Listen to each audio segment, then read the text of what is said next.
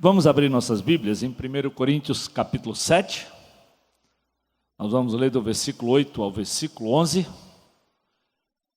Nós estamos falando sobre família, eu e minha casa. Exatamente no momento em que a gente vê tantos índices complicados, onde tantas coisas conspiram contra a família. E ninguém melhor para tentar resguardar a família do que marido e mulher debaixo da autoridade de Deus. E hoje nós queremos falar exatamente para você, marido, mulher, ou seja, esposo, esposa e, quem sabe, mãe no dia de hoje, Então, 1 Coríntios capítulo 7, vamos ficar de pé para a gente ler esses versículos de 8 a 11. A palavra de Deus nos diz assim: digo, porém, aos solteiros e às viúvas, é bom que permaneçam como eu. Mas se não conseguem controlar-se, devem casar-se, pois é melhor casar-se do que viver ardendo de desejo.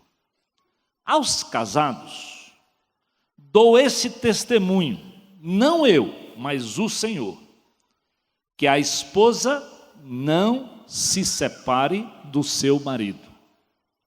Mas se o fizer, que permaneça sem casar, ou então reconcilie-se com o seu marido, e o marido não se divorcie da sua esposa.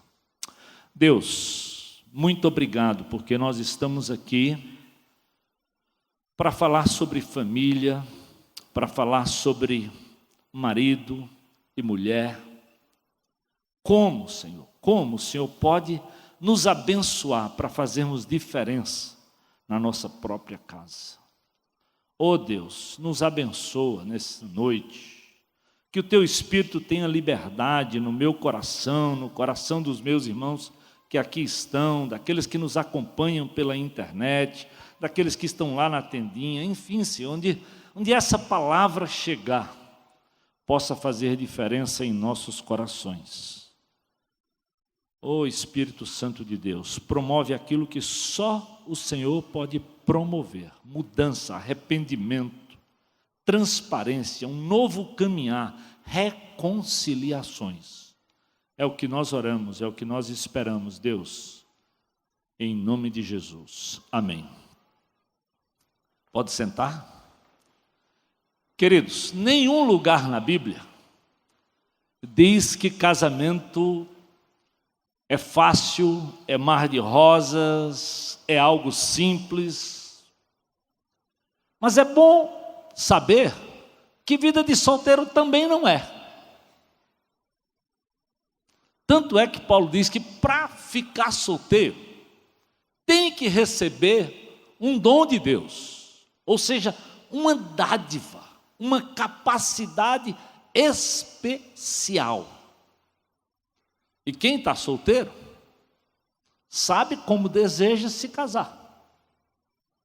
Eu vejo mais gente chorando, querendo se casar, do que gente chorando para ficar solteiro.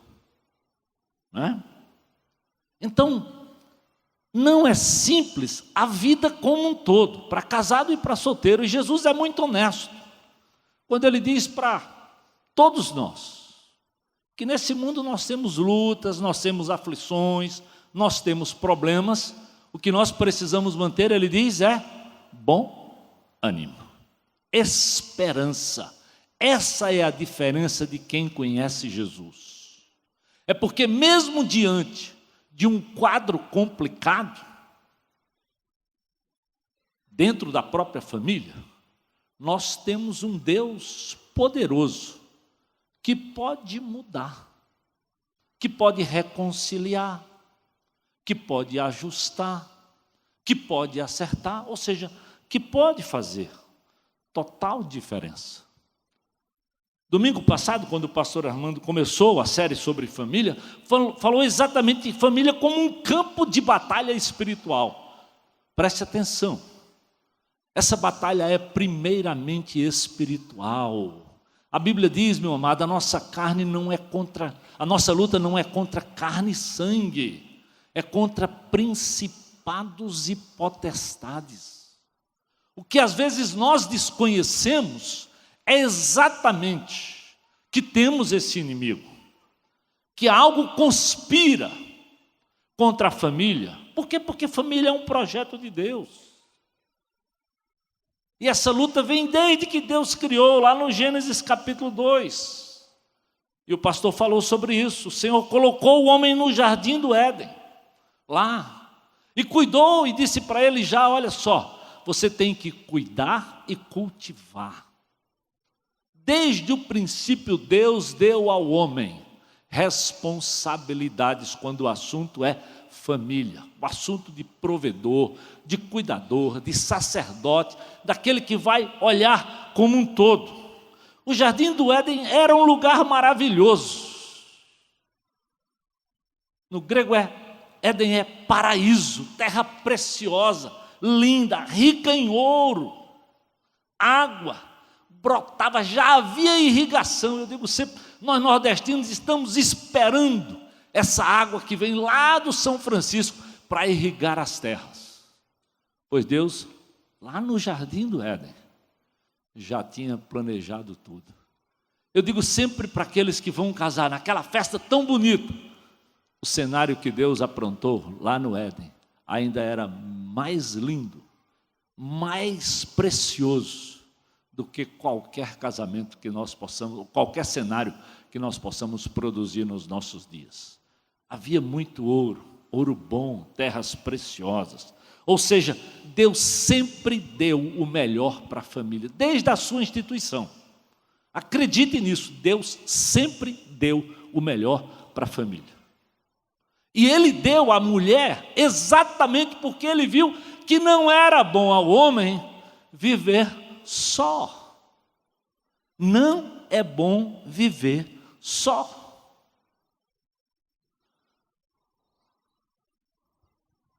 Eu fiquei lembrando, todo mundo diz que uma das principais doenças desse século é a depressão. E a depressão nada mais é, porque vivemos numa sociedade muito alienada, e às vezes até em família, Quem não já chegou numa casa e está todo mundo isolado, ou quando muito, às vezes se comunicando com a TV, com o celular e pouca conversa? Quem não já chegou em restaurantes e vê uma família sentada, mas cada um manuseando o seu próprio celular?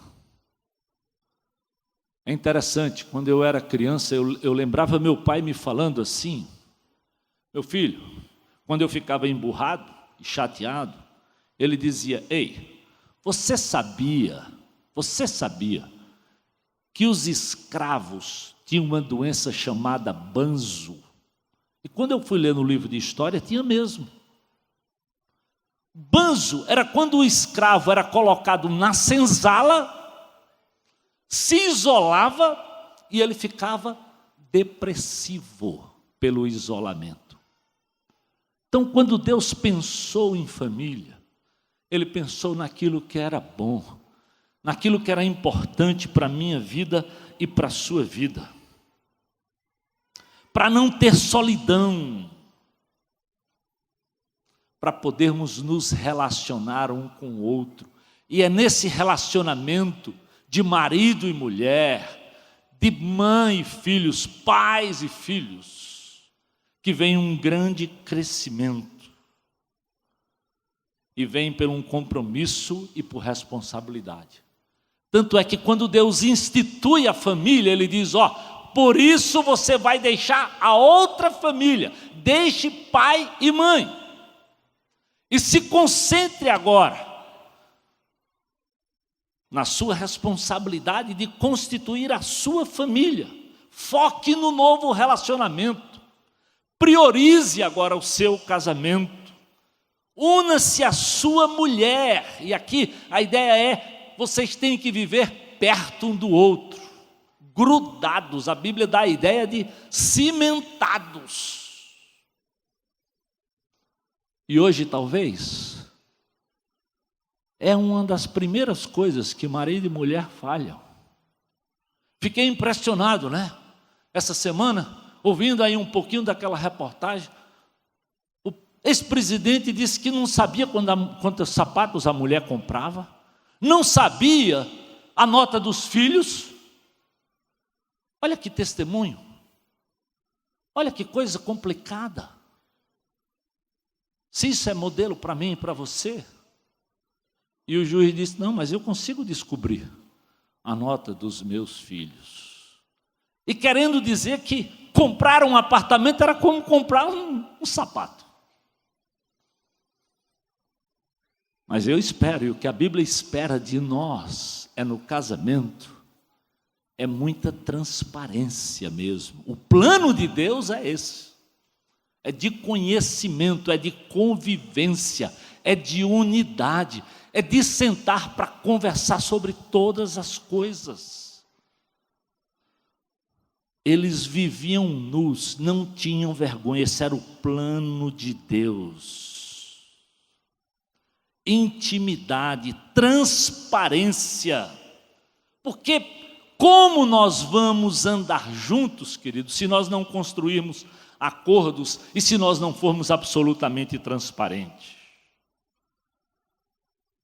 Mas a Bíblia diz que esse foi o projeto de Deus, mas já em Gênesis 3, a mulher deu ouvido a alguém de fora da relação. Ao invés de ajustar, de acertar, e o pior é que o Adão, o marido, deixou a coisa passar, e o que a Bíblia diz é que ambos erraram, ambos falharam, porque ao invés de ouvir a voz de Deus, deixaram com que o diabo ludibriasse a mente deles e mudasse aquilo que era de obediência para uma desobediência. Verdadeiramente, querido, casar não é simples. Às vezes as pessoas pensam que porque somos pastores, ou porque falamos muito sobre família, lá em casa não tem problema. Não. Eu quero dizer para vocês que nos meus primeiros dias de casado, nós tivemos problemas sérios, sabe por quê? Para o uso da pasta de dente. Você vai dizer, não, passou numa... Pois é, o uso da pasta de dente deu problema no meu casamento. Porque quando estava terminando o primeiro tubo, ela jogou no lixo, e quando eu olhei para o lixo, eu digo, rapaz, eu escovo os dentes pelo menos umas 6 vezes com esse negócio aqui. E pense o constrangimento, tirar daquele vaso o tubo de pasta. E eu peguei. E eu disse, Edna, e eu não disse com todo carinho não, Edna, como é que você joga um negócio desse fora? Mas como? Eu digo, eu vou lhe mostrar. E aí lá vou eu espremendo, 4, 5 dias e escovando os dentes. E eu comecei a pensar, né? Meu Deus, talvez nós vamos ficar quebrando o pau. Aí vem a cabeça matemática do homem, né? Talvez aqui tem 40, 50 centavos de creme dental. Eu vou arrumar uma briga com a minha mulher por causa de 50 centavos. Mas ao mesmo tempo, né, vem todas as instruções. Eu lembro que eu dizia para ela, eu disse assim, amor, eu lembro que uma vez eu estava comendo e peguei um resto de comida e joguei fora. E o papai me viu e disse assim, vem cá, você sabe o que é que acontece para que o feijão chegue no seu prato? Você já viu algum homem por aqui, eu morava no sertão, com enxada nas costas? Eu disse, já vi. Pois ele vai lá, ele passa o dia primeiro limpando a terra, meu filho. Depois ele faz um buraco, ele semeia, ele espera meses ele vai limpando para ele colher. Quando ele colhe, você já deve ter visto, ele bota no meio da rua, a vila era pequena, e ele ficava batendo até tirar o feijãozinho da vagem. Depois ele vai limpar aquele feijão com uma peneira. E alguém vai comprar, pagar. A mulher vai pôr no molho até chegar o feijão. Como é que você vai jogar fora um negócio que tanta gente se envolveu para que chegasse no seu prato? Então, eu venho de um lado muito simples, muito pobre. Edna vem de uma capital. Nós tínhamos muito. Edna vem de uma família cristã. Eu venho de uma família completamente louca em outros princípios. Muita briga, muita discussão, muita traição. Como construir unidade no meio de tanta guerra? E eu, com pouco tempo de convertido. Mas é interessante. Um princípio da palavra de Deus nos fez parar para pensar aquele princípio de Provérbios capítulo 15, né?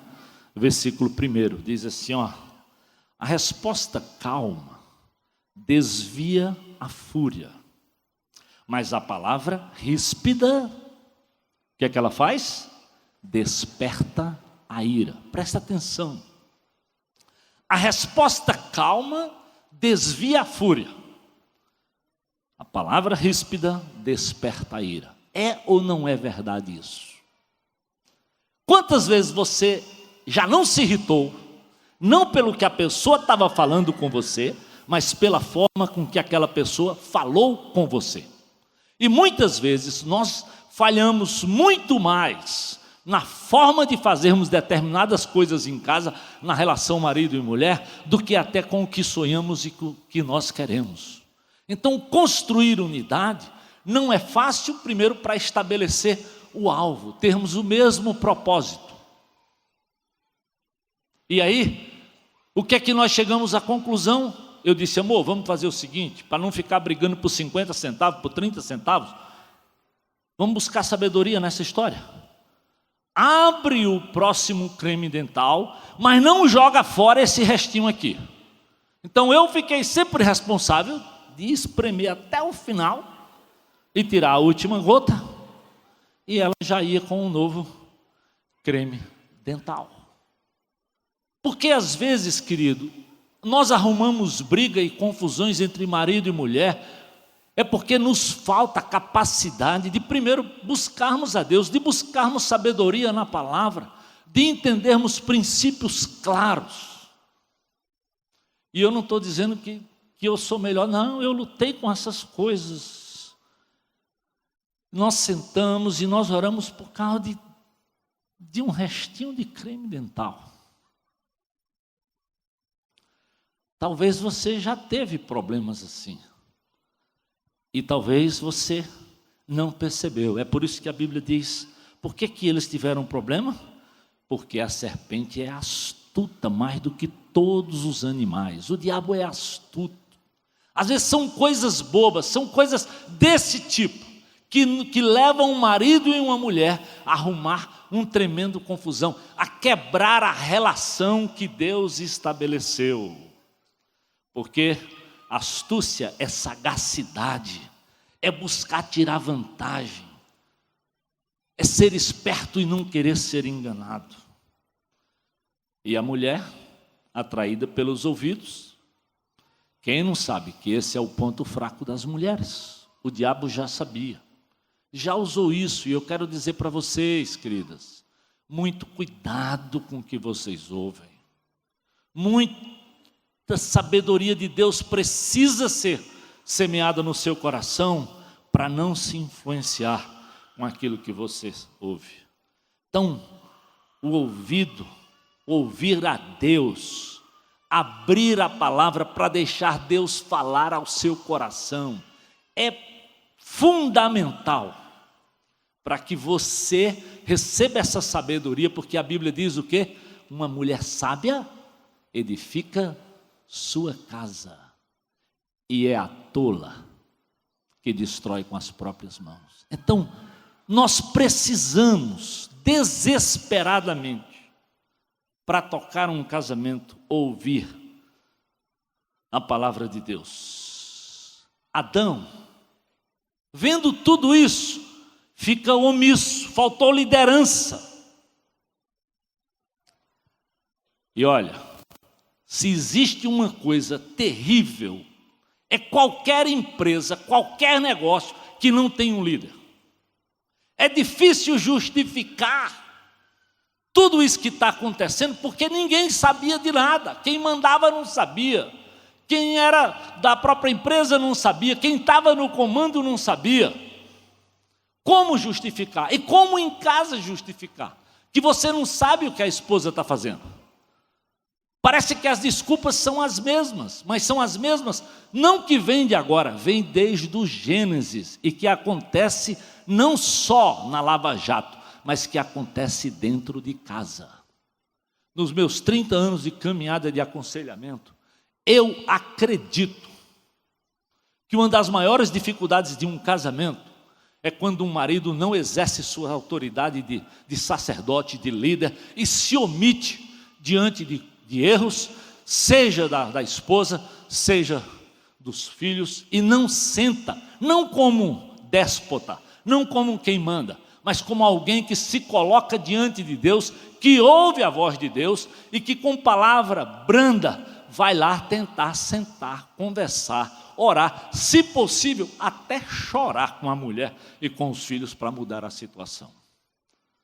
Porque, querido, não é no braço que nós vamos ganhar.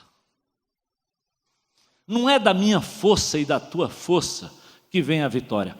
Quanto mais você estudar a história de homens e de mulheres de Deus, você vai ver que nenhum deles ganharam na própria força. Todos eles que foram vitoriosos foram na dependência do Senhor. Até Jesus, que era o próprio Deus, andou em absoluta sintonia. Deus está lá, querido. Eles se esconderam, eles fugiram. Não fuja, meu amado, não fuja. Marque presença, separe tempo, converse com a esposa, ore, ouça, mas ouça com sabedoria e responda também com sabedoria aquilo que está acontecendo. Pastor Armando disse uma frase que eu grifei e vou repetir para vocês. O livre-arbítrio que ignora o mandamento, a liderança e a sedução do inimigo sempre acaba em maldição e morte. Nós temos livre-arbítrio, mas quando esse livre-arbítrio ignora os mandamentos do Senhor, ignora a própria liderança que Deus estabeleceu dentro de casa e que cada um na sua parte deve exercitar, se isso não acontecer, querido, o inimigo vai fazer com que a coisa seja maldição e morte. Nós temos, amados, homens e mulheres de Deus, maridos e esposas, que estarmos muito atentos, porque é bom saber, e está lá, de novo, numa das frases que o pastor disse domingo passado, Satanás não entra se eu e você não abrirmos a porta e dermos permissão. Para nós que somos crentes em Jesus, há um princípio bíblico que nós nunca podemos esquecer. Está lá em 1 João. Maior é aquele que está em vós do que aquele que está no mundo. Então Deus já nos deu poder, autoridade, o Espírito Santo de Deus, para que nós possamos, na dependência do Senhor, cuidarmos de forma sábia da nossa casa. Então marido e mulher são agentes para buscar a ajuda de Deus e fazer diferença em casa. Não culpe sua mulher, seus filhos, sua sogra, se posicione, mas se posicione com sabedoria. Lógico que as estatísticas dos nossos dias diz que o brasileiro está casando mais, porém demorando menos no casamento. Casando mais, mas demorando menos. A média anterior era de 19 anos, atualmente de 15 anos só. Nos últimos 20 anos isso vem aumentando a quebra, a deteriorização do compromisso. Mas tem mais gente casando. Sexta-feira eu fui num cartório. Era difícil até entrar e sair de tanta gente casando. Parecia aquele negócio assim em série, entrando e saindo. Eu estou falando na sala de noivos, eu costumava ter 10, 15 casais. Nos últimos semestres eu tenho tido 35, 40 casais. Por que casamos tanto e não honramos o que Deus está mandando? Os homens estão casando, diz a revista Veja, em média com 30 anos. E as mulheres com 27. Deveria ser uma coisa boa, mais maduros, mais reconhecedores. Mas muitas vezes eles estão casando mais tarde, porque já estão saindo de casa sem muito compromisso. Há quem diga, né? Antigamente se saía de casa com 21, 22, 23 anos, porque se terminava e se ia trabalhar. Hoje diz que se criou uma geração do nem quer trabalhar, não quer papo com nada. Quer viver, nem trabalha, nem estuda, quer viver na dependência dos pais. E tem muito disso, muitos casamentos terminam hoje, porque nós pais, a nossa geração, não ensinou limites para os filhos. Está aí o que o Cortella diz. Não é voltando para o passado não, mas ele diz, ao invés do pai dizer onde o filho senta, hoje é fácil ver o filho dizendo onde o pai vai sentar. E como ele vai fazer? E quem pede a alimentação, às vezes é o filho, não é o próprio pai, não é a própria mãe. Não é o marido, não é a mulher. Então essa inversão de valores. Esses dias nós sentamos com uma família dessa igreja, que o filho por 10, 15 anos vem aproveitando financeiramente deles. E eles deixando, pagando escola dos filhos, dos netos. Queridos, a gente precisa se posicionar como marido e mulher. Eu lembro quando meu filho, com 18 para 19 anos, ele sempre teve um esforço de estudar inglês e estudava pela própria conta dele. Ele nunca frequentou um curso de inglês, nada contra curso de inglês, mas ele alugava vídeos e assistia em inglês. Ele tinha o sonho de morar fora desde cedo.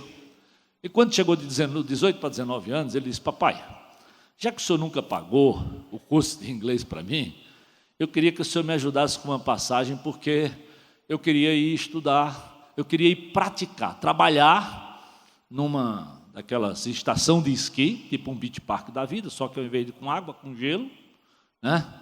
E lá eu vou ganhar o dinheiro para eu me manter. Então o senhor só vai pagar a minha passagem. Eu disse: tá bom, vou fazer um investimento. Paguei a passagem dele. Ele foi, ganhou o dinheiro dele, conheceu uma série de cidades, uma série de coisas, comprou iPad, iPhone, tudo que era no mundo ele trouxe. Um ano depois ele recebeu um e-mail da empresa: olha, você trabalhou bem e nós queríamos lhe chamar para que você voltasse aqui no próximo inverno e trabalhar conosco. E ele disse: papai, e aí, o senhor pagaria a passagem de novo? Eu digo: negativo. Como assim, pai? Meu filho, eu já fiz um investimento na sua vida. Agora você vai vender os ai da vida. Venda o iPhone, venda o iPad. Você vai ver que vai dar para pagar a sua passagem. Você não vai ganhar dinheiro lá de novo? Você compra de novo. Agora, eu não vou pagar 2 vezes para você não, companheiro. Você está entendendo? E como é que eu vendo? Vamos lá na internet, olha aí. O que não falta hoje é maneira de vender essas coisas. E foi assim que ele foi a segunda vez. E foi assim que ele começou a aprender coisas que às vezes, querido, infelizmente nós não aprendemos. Nós estamos cansados de ver filhos que não obedecem aos pais porque os pais não dão limites. Cortella não é pastor, mas ele está vendo na sociedade o papel sendo invertido. maridos e mães que não se posicionam e que não têm o controle da sua própria casa. Então, é por isso que casamento às vezes é complicado. É por isso que Paulo chega a ponto de dizer, talvez, se você está pronto, fique solteiro mesmo. Se você não quer liderar, se você não quer contribuir, talvez, ele diz, fica como eu fiquei, optei de servir, possivelmente solteirão, para se envolver na obra do Senhor, vou lá.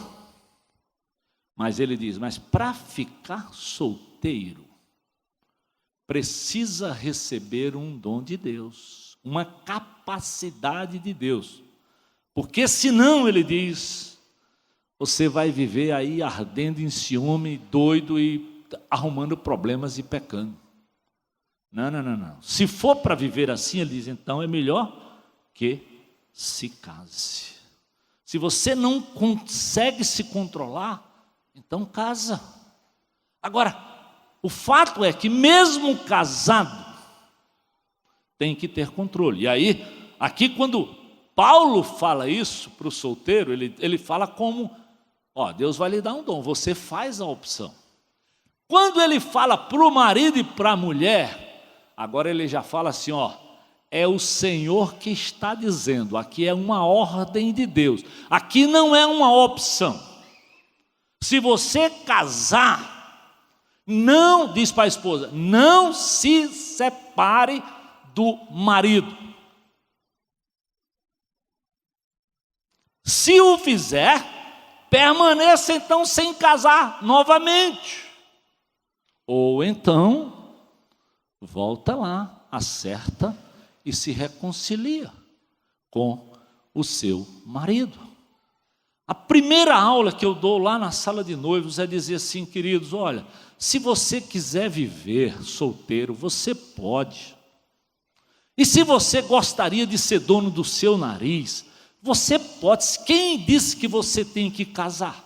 Quem disse que você tem que casar? Agora, se você casar, entenda que o princípio número 1 para marido e mulher é priorizar essa relação, ao ponto que deixa pai e mãe para poder investir um na vida do outro, e investir com muita transparência, com muita conversa, fazendo acordos, porque o que é que a Bíblia diz?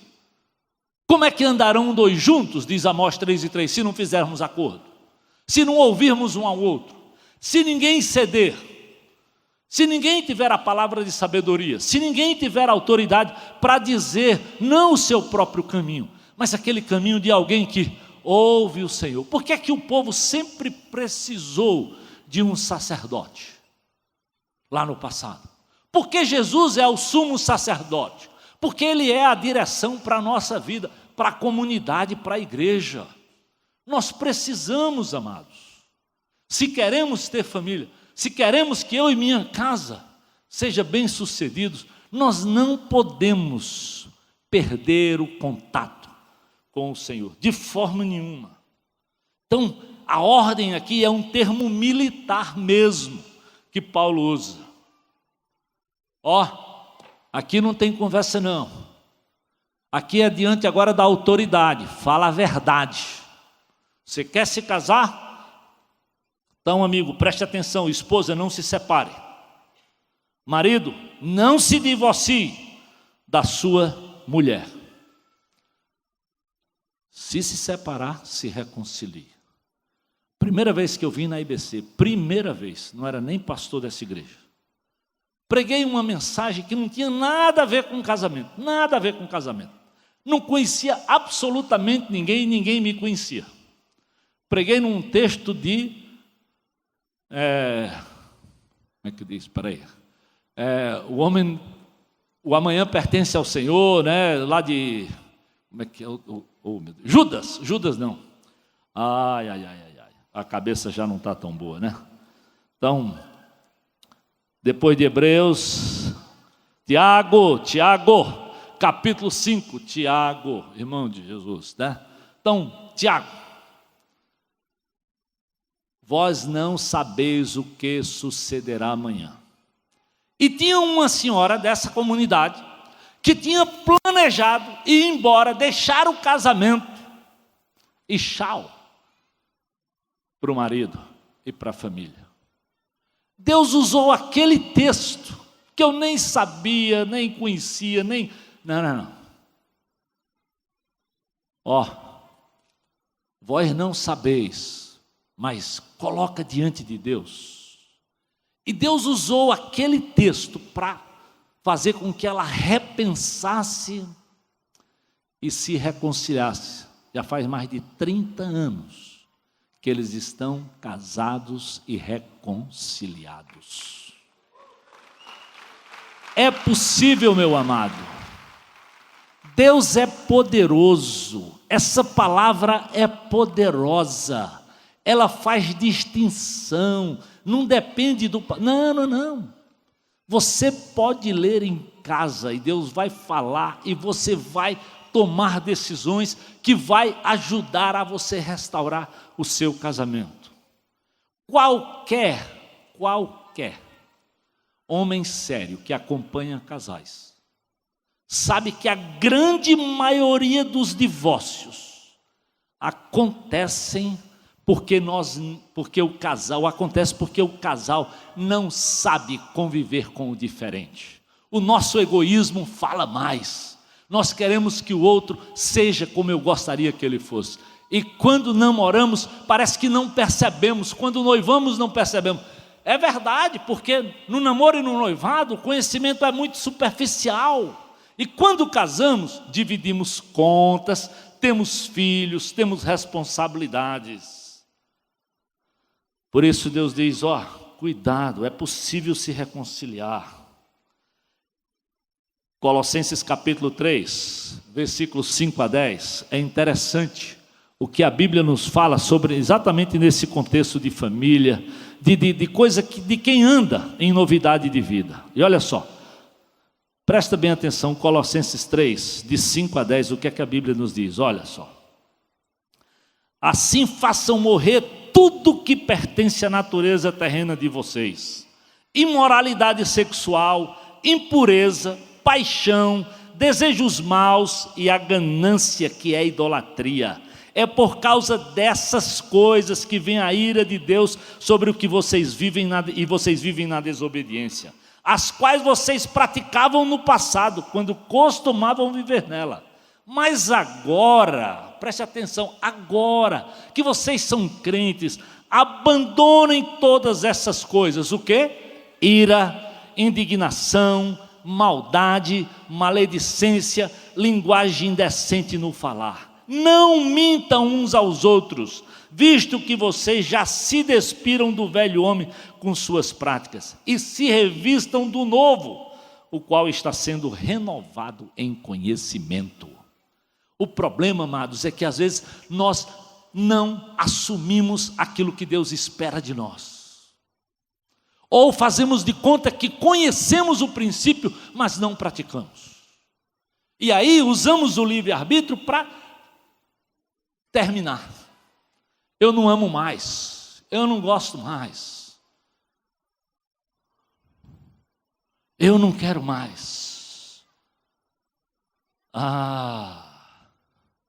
Desde o Velho Testamento, meu amado, desde o Velho Testamento, Malaquias diz assim, presta atenção, há uma coisa que vocês fazem: enchem de lágrimas o altar do Senhor, choram e gemem, porque Ele não dá atenção às suas ofertas, nem as aceita com prazer. Olha só, o que é que tem a ver, aparentemente, está falando de oferta? Aí olha o que é que Deus responde.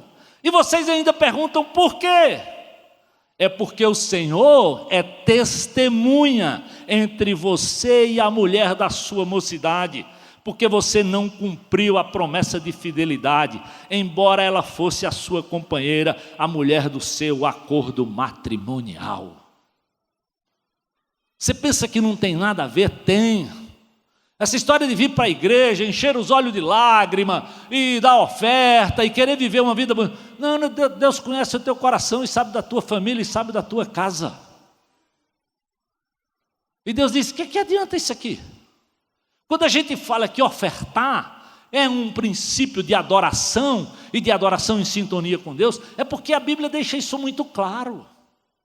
É por isso que não dá para viver família, não faz de conta, principalmente a função de marido e de mulher. Eu não estou dizendo que é simples, não.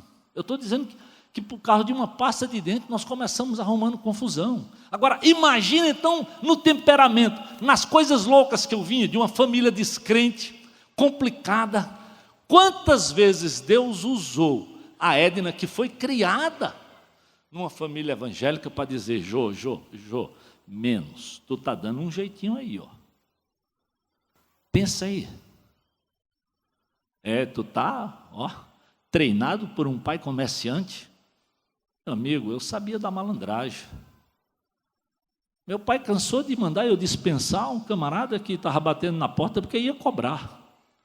E cansou de acordar de madrugada para quando um cabo ia pagar para ele. Eu dizia: pai, por que você acordou de madrugada? Ele disse: não, esse camarada ia me pagar. Aí ele recebia. Mas por que ia cobrar, ele dava dispensa. Eu fui criado num ambiente assim.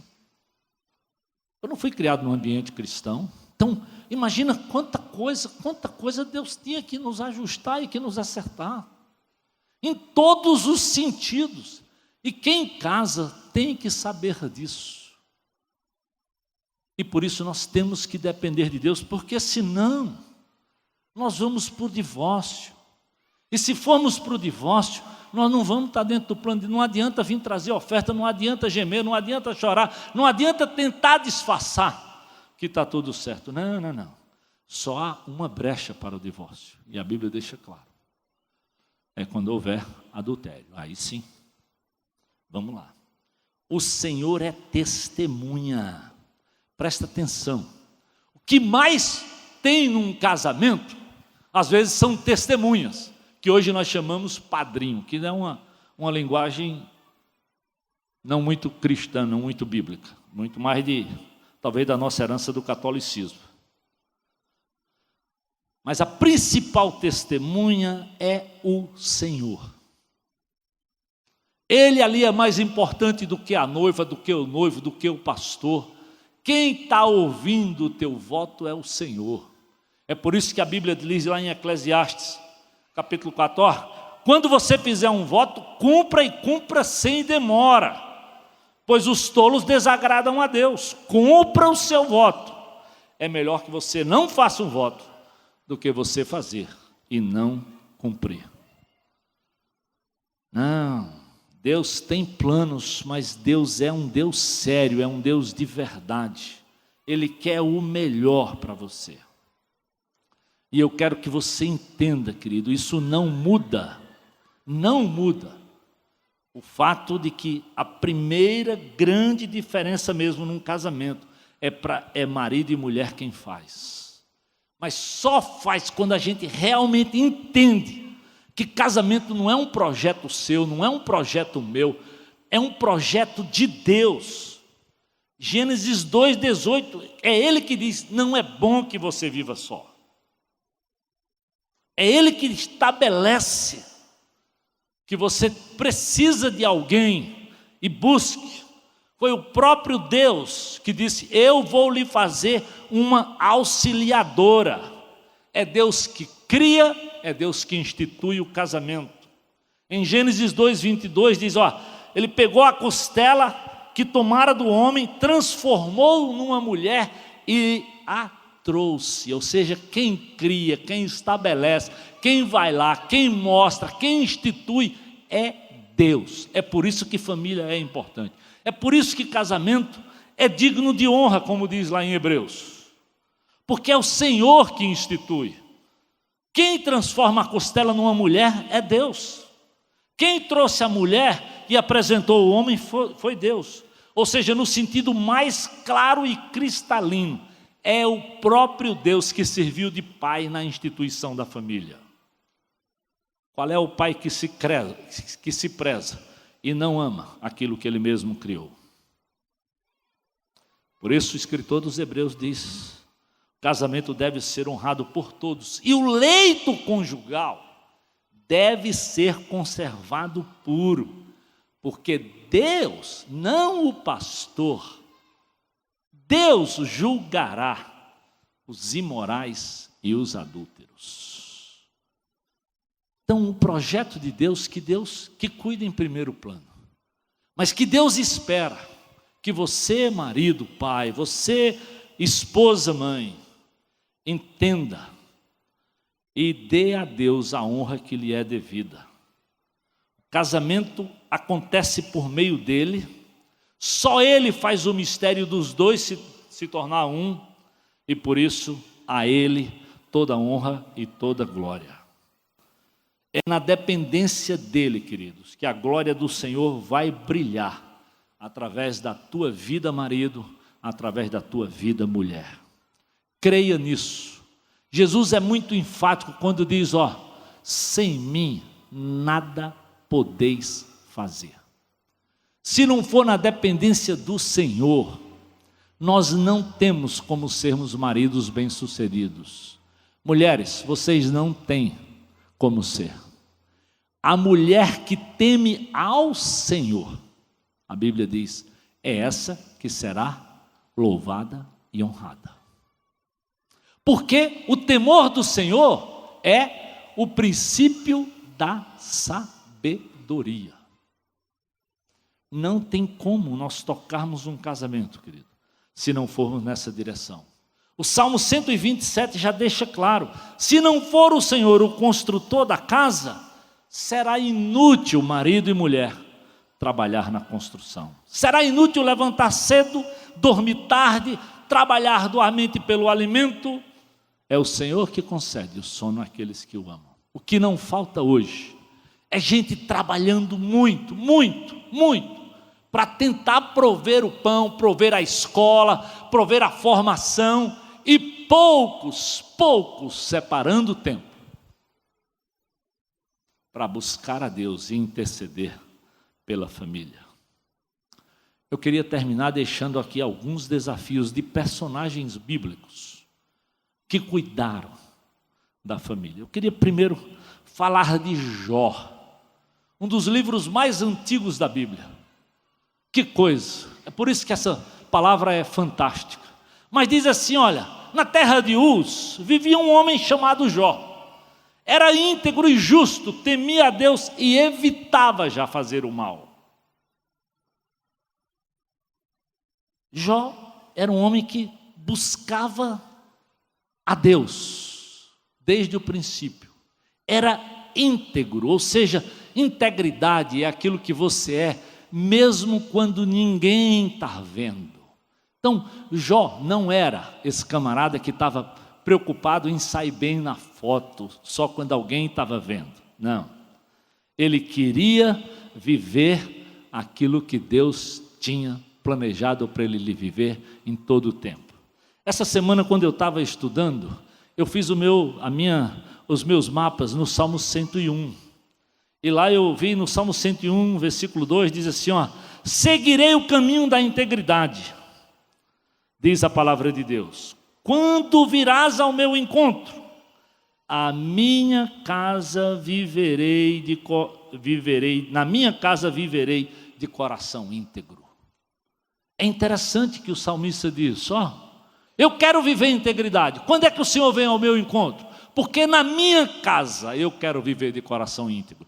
E meus amados, talvez o que mais falta para essa família, para filhos, é ter pai e mãe que tenham modelo em casa, que sejam coerentes, que sejam íntegros, que não sejam um estilo na comunidade ou lá no GR e outra coisa quando estão em casa.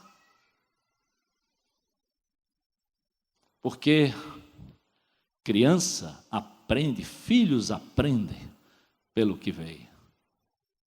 E às vezes é triste. Jó, muitos dizem assim, pastor, mas hoje nos dias atuais é muito difícil. Presta atenção de Jó, presta atenção. Jó tinha 7 filhos e 3 filhas. 7.000 ovelhas. 500 juntas de boi. 500 jumentos e muita gente ao seu serviço. Você acha que um homem que tem tudo isso tem vida fácil? Mas o que é que a Bíblia diz de Jó? Ele levantava de madrugada para apresentar a família dele diante de Deus. Sabia? Eu não sei você, mas se existe um bicho difícil de ser cuidado, é o tal do jumento. Ele é rebelde. Ele é difícil de ser controlado.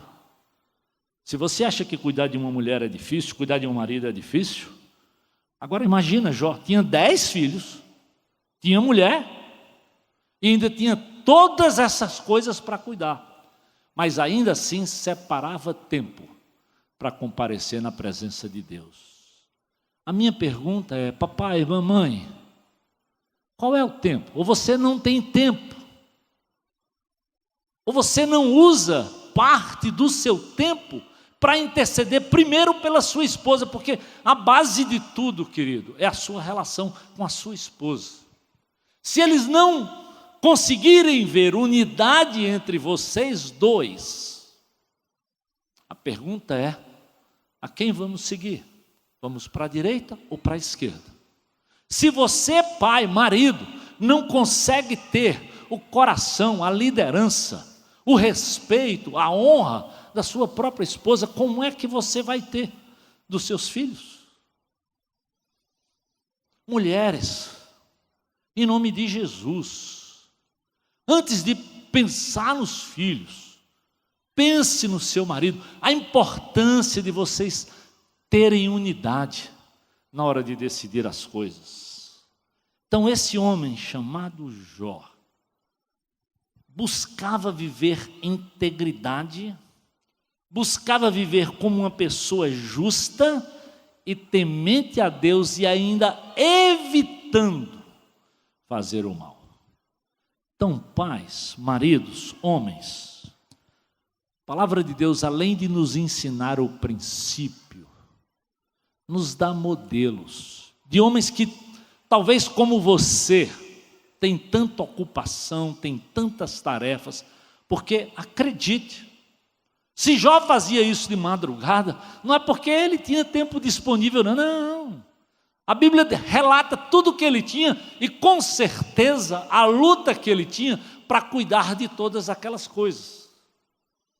Mas nem por isso fazia com que esse homem de Deus, que esse marido, fosse omisso diante da sua responsabilidade para com a sua família.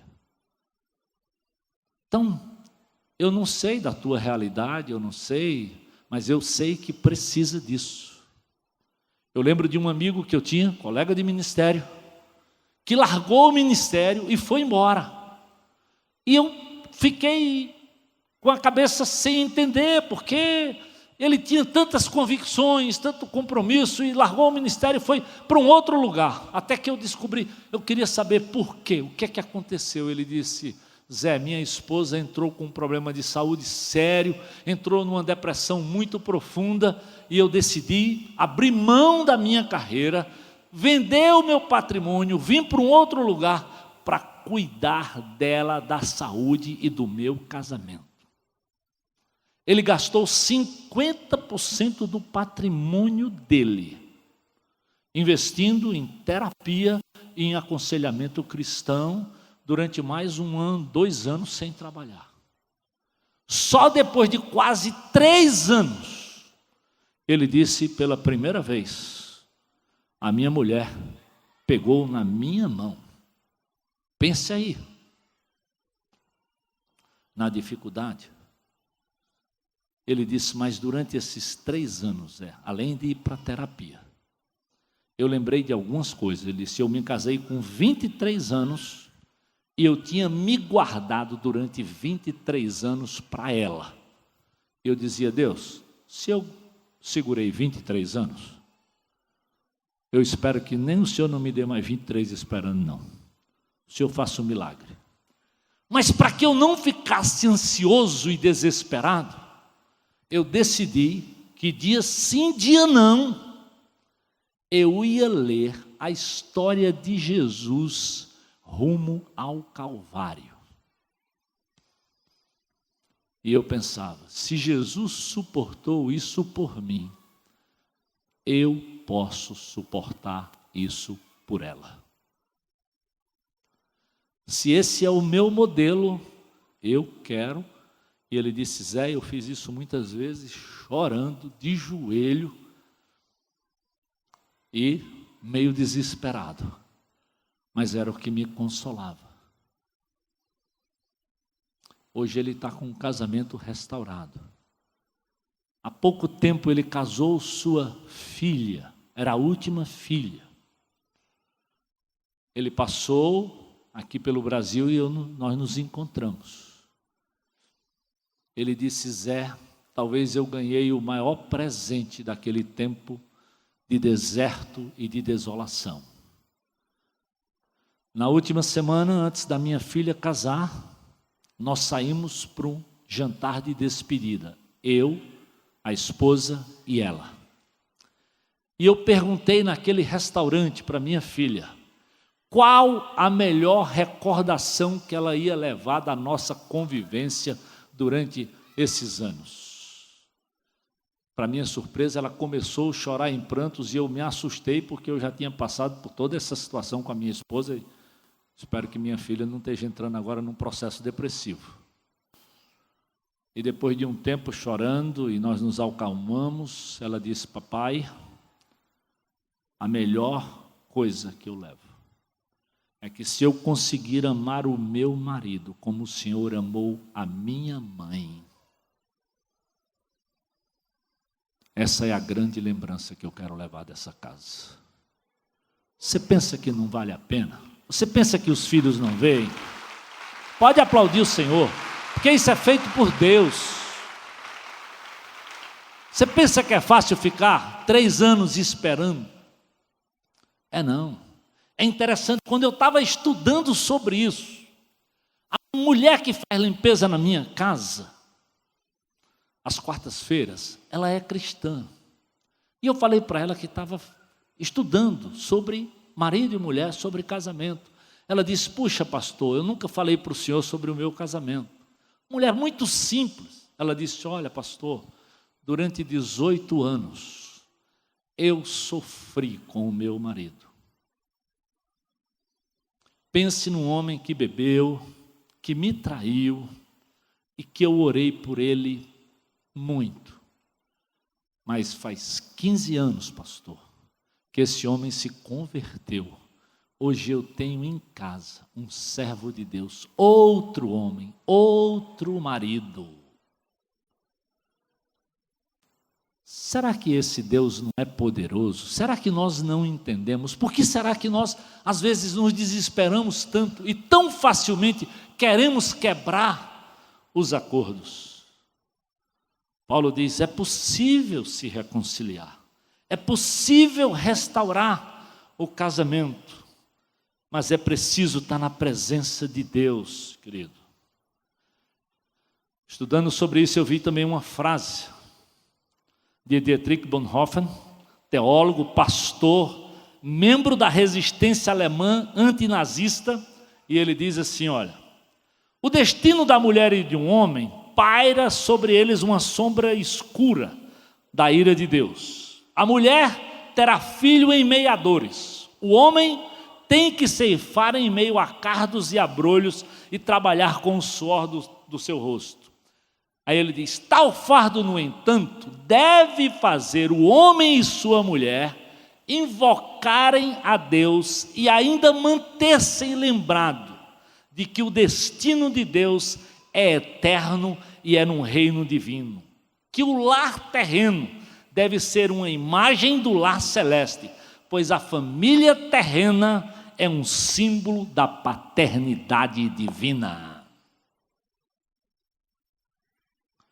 Às vezes a gente não entende que nós estamos falando de algo que Deus criou, que Deus cuida, que Deus está vendo e que Deus tem mais interesse do que qualquer pessoa de preservar a tua relação, o teu casamento, o teu respeito pelo teu marido, o teu respeito pela tua esposa, meu amado. Leva isso a sério. Ainda que esse fardo aconteça, ele diz, mas olha, se mantém lembrado do Senhor. E você, mãe, esposa, eu sei que criar filho não é como passear num shopping. Uma estatística diz que quando um filho chega aos 18 anos, uma mãe investiu pelo menos 18 mil horas na vida dele.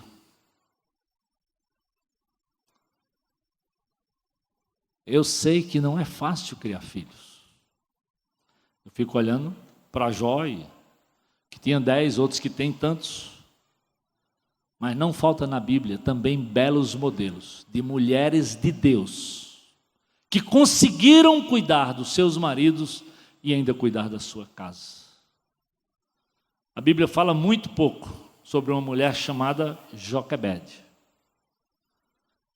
que arriscou a própria vida, desobedecendo ao mandamento de Faraó, para preservar o seu filho e ensinar a ele a fé dos seus antepassados.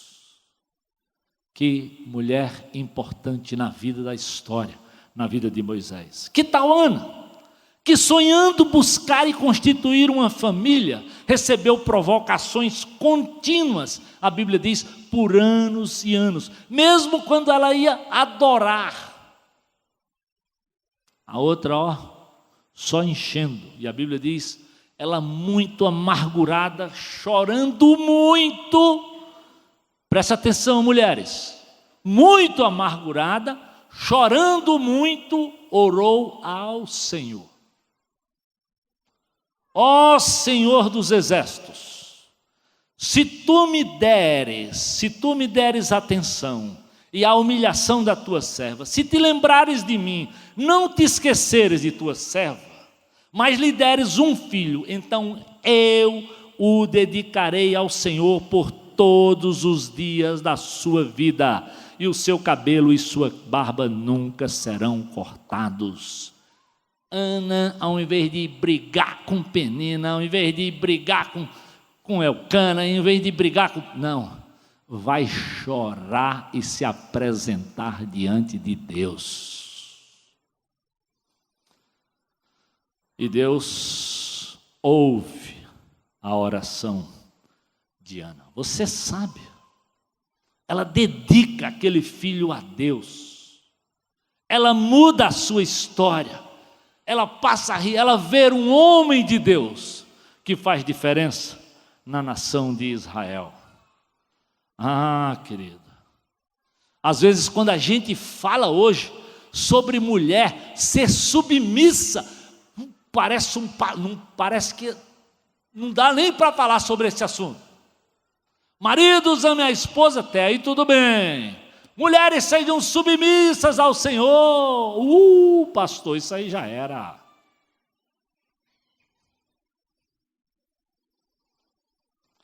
E Jesus, que era filho do homem, não veio para ser servido, mas para servir e dar a vida por muitos. Por que você não olha para Jesus antes de ficar com raiva do mandamento? Por que não presta atenção que o modelo maior não é o que, ou o desafio maior não é o que Deus pede para você, não. Jesus não pecou, mas se submeteu. Se você tiver dúvida, leia Filipenses 2. Esvaziou-se a si mesmo, tornou-se servo, levou sobre si, não levou sobre mim o pecado da Edna, não, levou o meu, da Edna, o seu, de todo mundo. Será que não temos modelo, queridos? Ou será que vivemos nesse mundo como sendo do mundo e não como sendo o que a Bíblia gostaria que nós fôssemos? Servos, obedientes ao Senhor.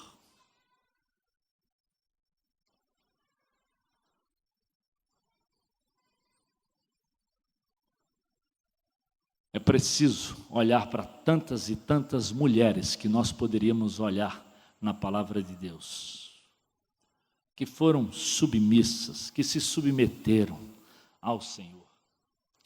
Mas acima de tudo, querido, olhe para esse Jesus. Ele veio e se submeteu para buscar e salvar o que se havia perdido. Você está entendendo, mulheres? Como não faz sentido, às vezes, essa implicância? Não. Jesus veio buscar o que estava perdido. E quem sabe você, ao se submeter, ao contribuir, vai salvar o seu marido e quem sabe a sua geração, os seus filhos. Por isso que às vezes a gente precisa olhar para a palavra de Deus. Eu queria concluir lendo 4 versículos. 1 Pedro capítulo 5, versículos 6 e 7, diz assim, portanto, humilhem-se debaixo da poderosa mão de Deus, para que Ele os exalte no tempo devido. Lancem sobre Ele, mulheres, toda a sua ansiedade, porque é Ele quem cuida de vós. Que bom que eu tenho, que você tem, sobre quem lançar os seus problemas, suas lutas e suas ansiedades. Hoje de manhã, quando eu estava relendo, eu recebi um zap de uma mãe desesperada pelo que estava vivendo em casa com a filha e vendo o marido arrasado. E o texto que eu podia mandar para ela era exatamente esse que eu estava estudando. Humilhe-se, confie, se lance, deixe Deus no tempo devido lhe exaltar. Versículos 10 e 11 diz assim, e o Deus de toda graça, que o chamou para a sua glória eterna em Cristo Jesus, depois de vocês terem sofrido durante pouco tempo, Ele os restaurará. Acredite, há possibilidade de restauração na tua vida e no teu casamento. Acredite. Experimente orar como Ana orou. Se prostra, mal compreendida até pelo sacerdote. E eu sei que hoje mulheres que decidem optar por depender de Deus são mal compreendidas mesmo. Mas o que importa? Obedecer a Deus ou dar ouvido à voz dos homens? E ele diz, Ele os confirmará, Ele lhes dará força e os porá sobre firmes alicerces. A Ele seja o poder para todo sempre. Para todo sempre. Esposas, maridos, acreditem que essa instituição de Deus deve ser honrada por todos nós. Acredite que mais do que o que você pensa, Ele tem interesse no seu casamento e na sua família. Ele tem interesse em restaurar, em reconciliar os seus relacionamentos. Ele tem interesse que vocês consigam, se submetendo a Ele, serem exaltados por esse próprio Senhor.